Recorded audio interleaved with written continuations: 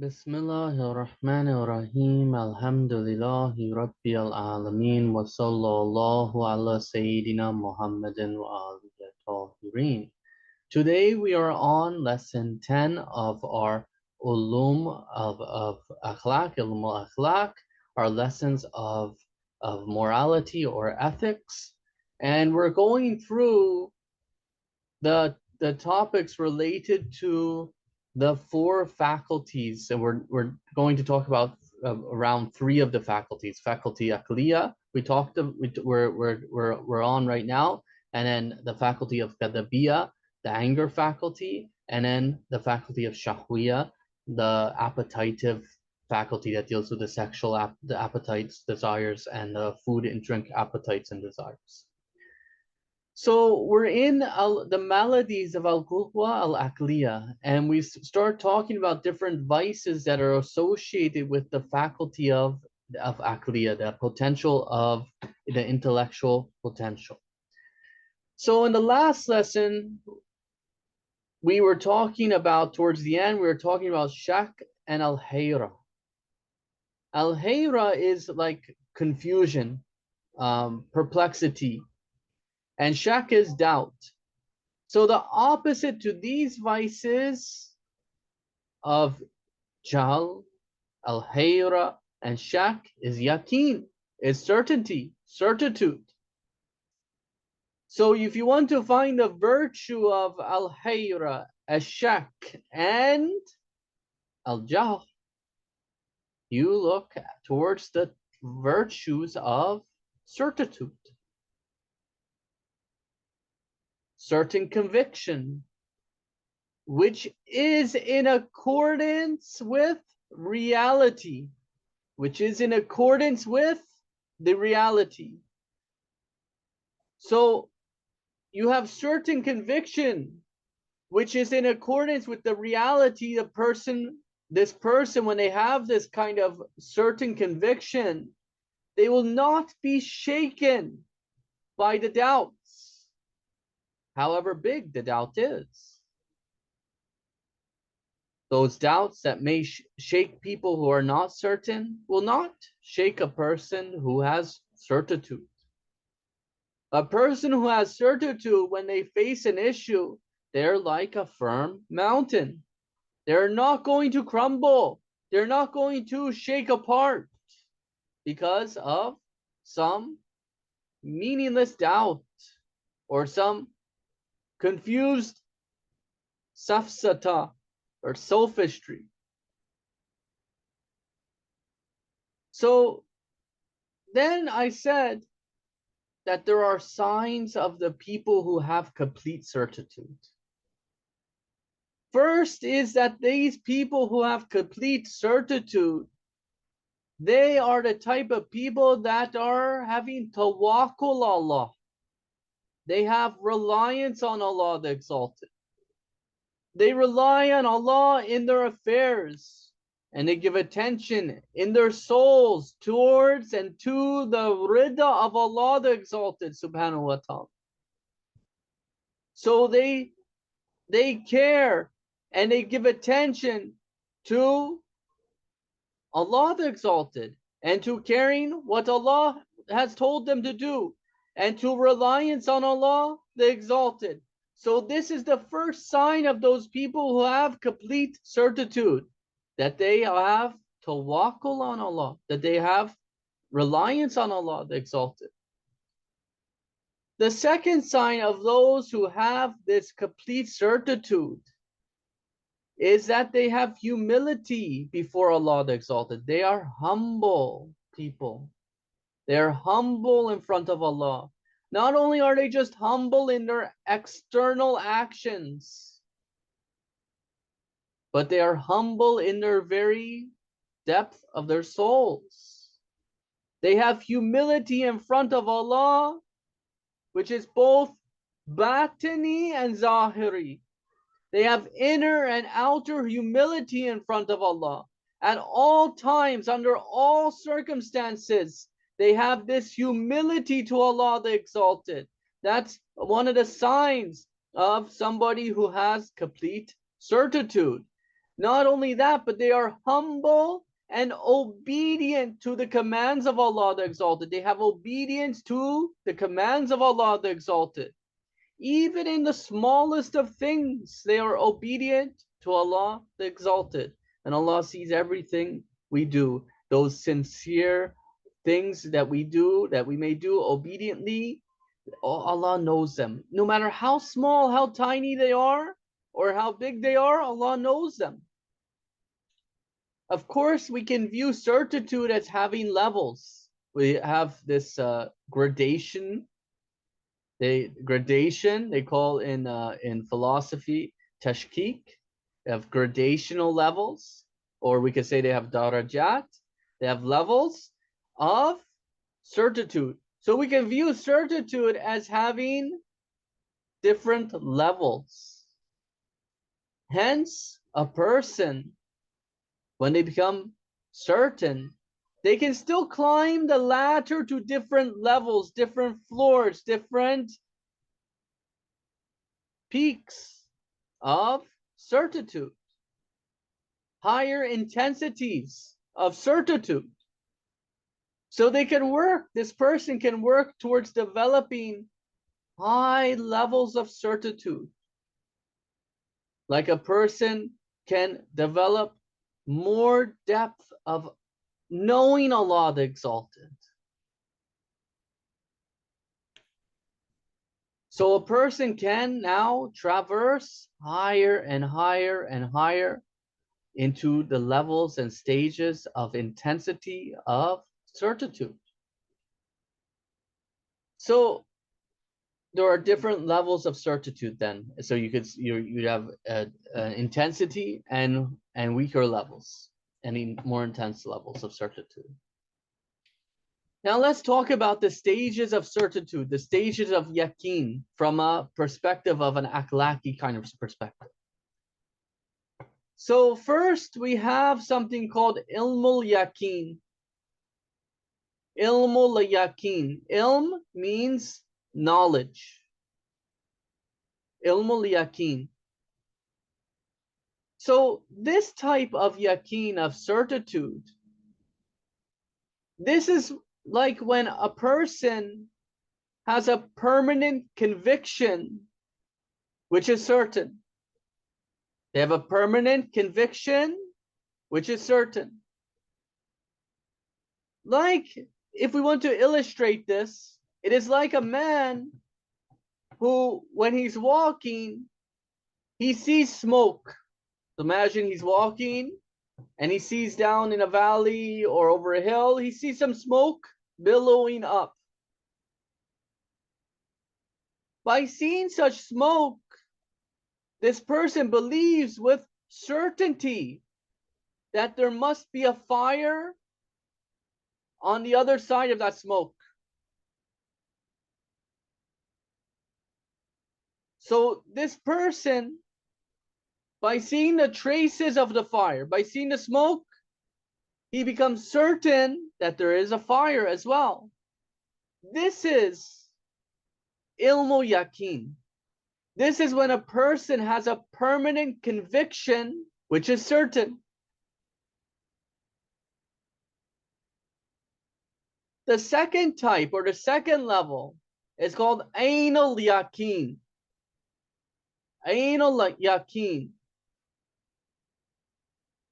Here, imagine, to illustrate this, that we have a man who not only sees that smoke, like in the first example, he's seen the smoke and he was certain there's a fire, but this second level sees the fire itself.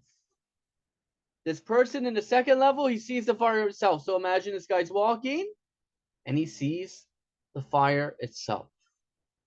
Now he knows with certitude, in a type which is ainul yaqeen, that there is a fire. Because why? He's seen the fire itself, not due to the traces of the fire, the effects of the fire, which was the smoke that gave him certitude, but due to seeing the fire itself.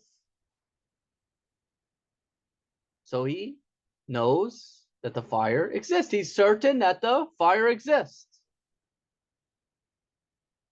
The third level is Haqqul Yaqeen.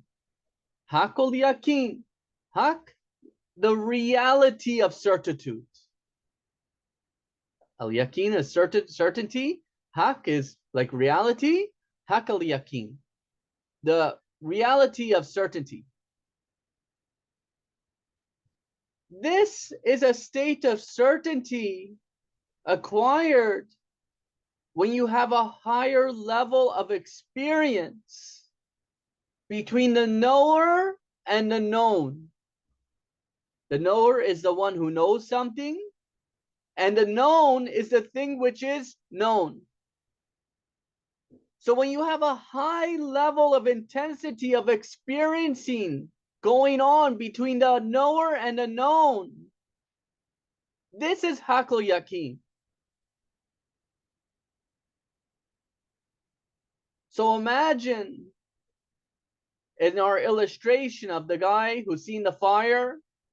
In the first example, he's seen the smoke and then he was certain of fire. In the second one, he's seen the fire, so he was certain of fire. So imagine in this illustration, when we got to Haqqul Yaqeen, is that this guy would be like, if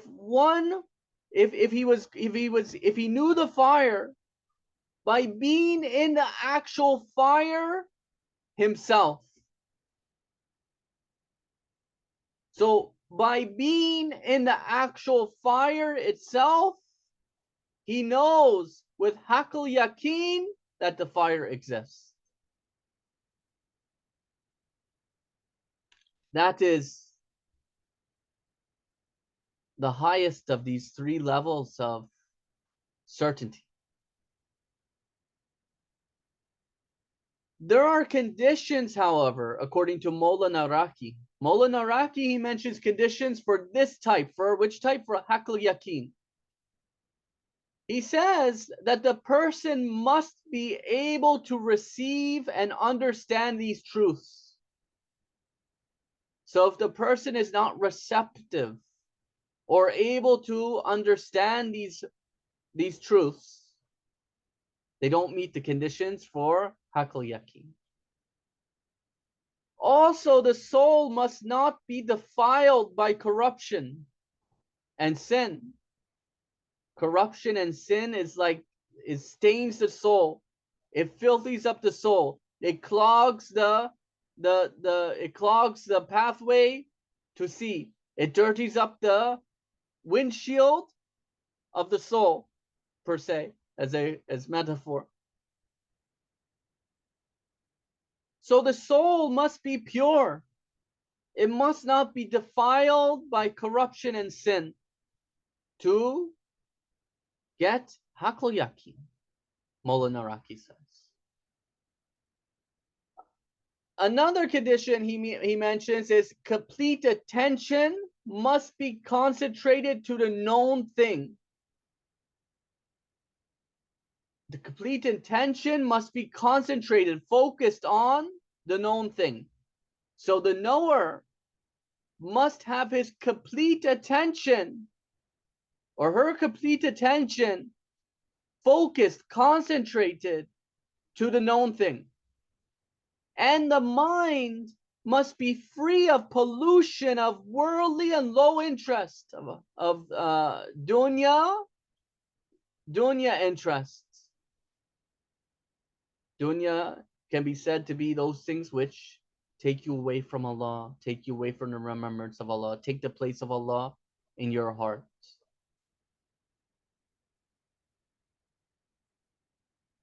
So the first conditions he mentions for Haqqul Yaqeen is the person must be able to receive and understand these truths. The second is the soul must not be defiled by corruption and sin. The third is complete attention must be concentrated to the known thing. The fourth is the mind must be free of pollution of worldly and low interests. The fifth is one must also be free from blind following and prejudice.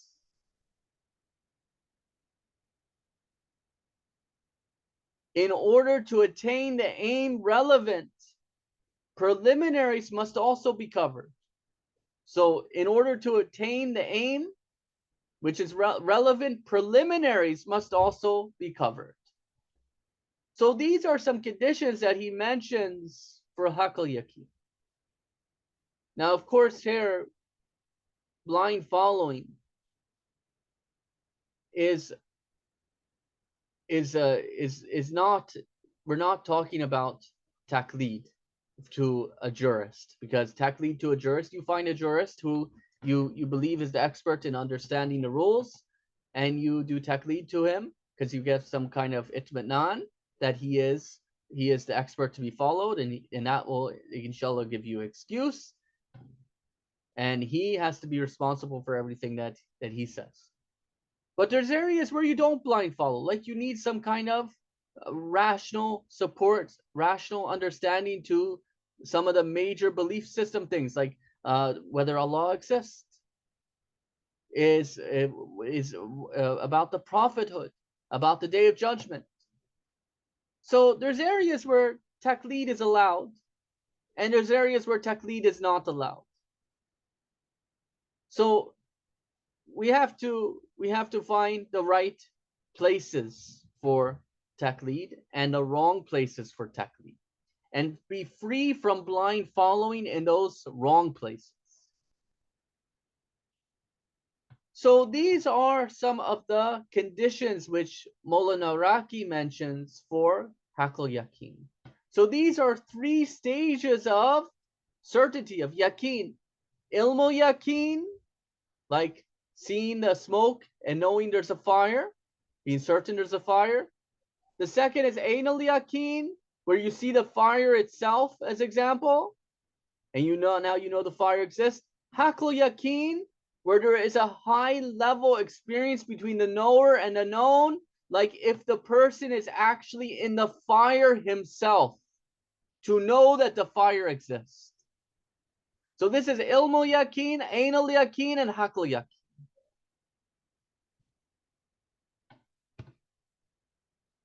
So that is about certitude. Now, let us talk about another vice, another malady or disease of the soul related to the Aqli faculty. That is shirk. Shirk is a very serious disease of the soul, and its extension is ignorance. Shirk technically can be said to be the belief that in existence something other than Allah is affecting things, is influencing things. Hence we believe that Allah the Exalted has no partners, has no parts, and He is the only real Mudabiru al-Umur, the only real manager of the affairs. Allah is the only independent, and nothing belongs to other than Allah the Exalted. And no one but Allah the Exalted can actually help us.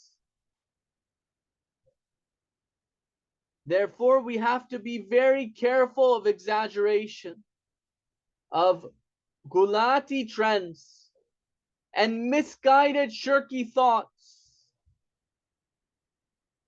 So we need to understand the whole creation functions in need of Allah and within the program of Allah. Even the very fact that we make choices between this thing and that thing is something that Allah has allowed us to make. Allah has putting us to test. There is no real help, no real influencer besides Allah the Exalted. We're all dependent, contingent creation. And Allah is the only independent creator. Allah is the only wajib al-wujud.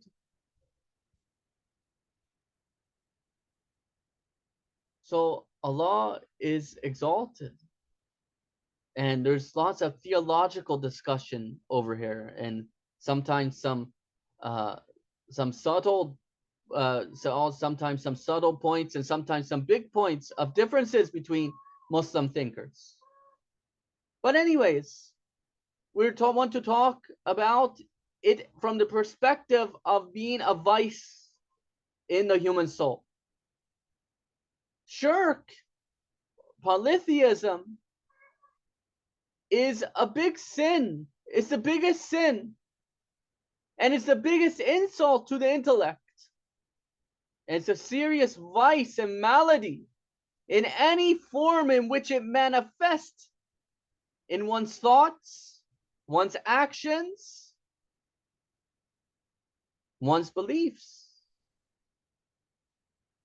It is very serious.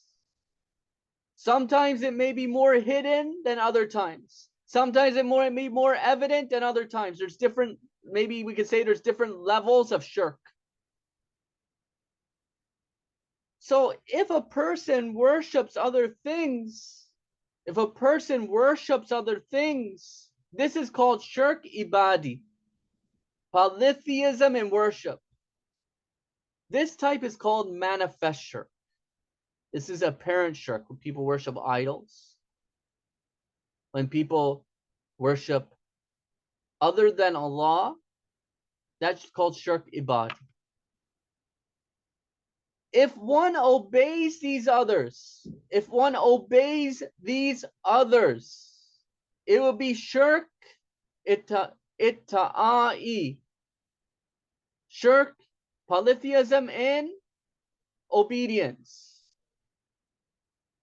So let us look in the Holy Quran. We have Surah 12, Ayat 106.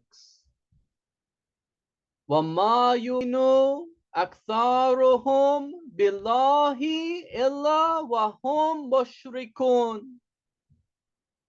And most of them do not believe in Allah without associating others. Surah 12, Ayat 106. Or we have in Surah 31, Ayat 13, وَإِذَا قَالَ لُقْمَانُ لِإِبْنِهِ. And when Luqman, he said to his son, وَهُوَ يَعِيذُهُ يَا بُنَيَّ. And while he was advising him, admonishing him, Ya bunayya. Ya bunayya is like, oh my dear son, oh my son. La tushrik billahi.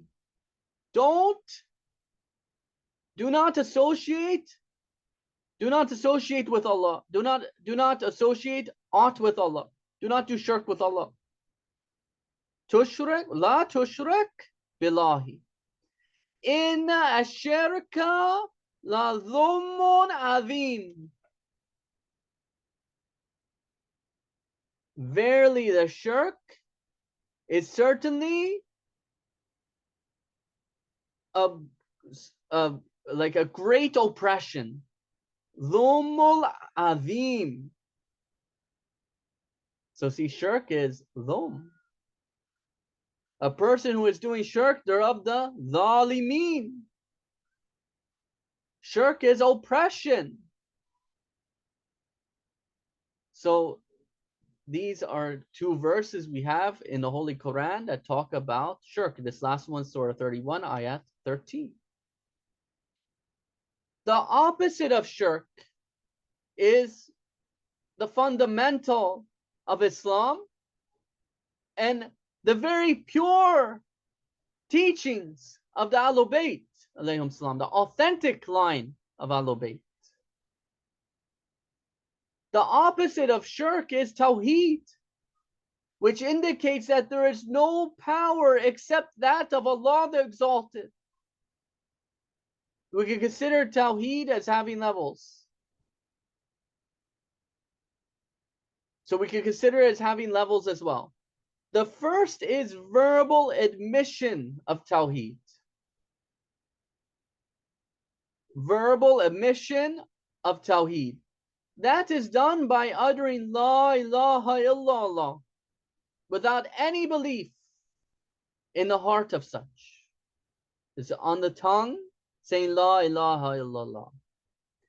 The second level is believing with the heart, when the statement is affirmed with the tongue And when it is not affirmed with the tongue, that is in your heart, you believe.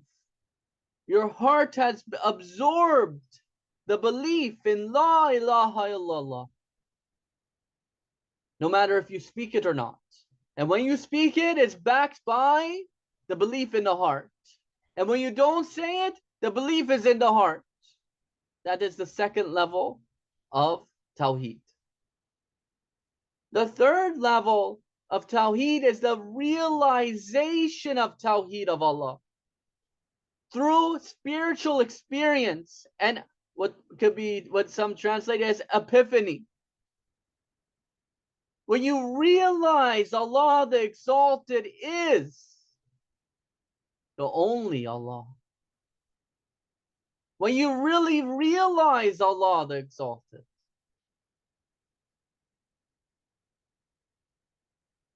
So we could say that Tawheed can have three levels, and then there could be many more levels of stages of realization. Like if we want to break it down to levels of realization and maybe even different levels of understanding in the heart and acceptance in the heart, different levels of perfection of understanding and more perfect realizations. So we could say that there is Tawheed at the level of utterance without any belief in the heart. Then there's Tawheed with the belief in the heart, which is no matter if you utter it or not. And then the third is the realization of Tawheed of Allah through spiritual experience. Also, one can gain realization where they realize that all creation, all contingent beings are completely dependent on Allah the Exalted. Completely dependent. More than we realize. Completely dependent. All creation needs Allah in its entirety. So we may be able to concept that through understanding the notions of contingency and necessity. But to realize it is a level up, is a big level up. So what is the root cause for shirk? The root cause for shirk can be said to be due to immersion in hayatul dunya, drowning in the material world, immersion in the material world, and through ghafla and forgetfulness, heedlessness about Allah the Exalted, and forgetfulness about Allah the Exalted. That is the root cause for shirk. So to cure it, what one must do to cure this illness in themselves is to ponder and think upon the creation of the heavens and the earth. Ponder and think upon the creation of the heavens and the earth. And the many, many creatures and signs, ayat, that Allah subhanahu wa ta'ala has created. That it may wake this person up. It may wake him or her up within the appreciation of Allah the Exalted. And the deeper this fellow travels in the line of pondering and contemplation on the beauty of the universe and the creation, the more the existence of, and the Tawheed of Allah shall become known to him, aware to him, inshallah. So we find in the Holy Quran, الَّذِينَ يَذْكُرُونَ اللَّهَ قِيَامًا وَقُعُودًا وَعَلَى جُنُوبِهِمْ وَيَتَفَكَّرُونَ في خلق السماوات والأرض ربنا ما خلقت هذا باطلا سبحانك فقنا عذاب النار. Those who remember Allah standing, qiyaman, wa qu'udan, and sitting, wa junubihim, and on their sides, wa ala junubihim, and upon their sides, wa yattafakkaruna fi khalqi as-samawati wal ardi, and they think on the creation of the heavens and the earth. Rabbana ma khalaqta hadha batilan. Our Lord, thou hast not created this in batil, in falsehood. Thou hast not created this in falsehood, in batil. Subhanaka fakina adhaba an-nar. Save us from adhaba an-nar, from the chastisement of the fire. So this is Surah 3, Ayat 191, and that is where we'll end this lesson. Wa akhiru da'wana and alhamdulillahi rabbil alameen.